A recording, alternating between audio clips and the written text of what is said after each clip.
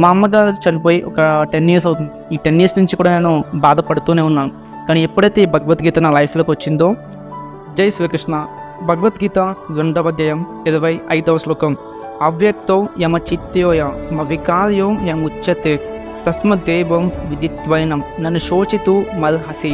ఈ యొక్క శ్లోకానికి అర్థం ఏంటంటే, అర్జునుడితో శ్రీకృష్ణుడు ఈ విధంగా అంటూ ఉన్నాడు, అర్జున, ఆత్మ అవ్యక్తమని, అవ్యక్తం అంటే కంటికి కనిపించదని, ఊహించలేనిది అని, మార్పు చెందలేనిది అని తెలుసుకున్న నీవు శరీరం కోసం శోకించడం తగదు అనేసి అర్జునుడితో శ్రీకృష్ణుడు అంటూ ఉన్నాడు.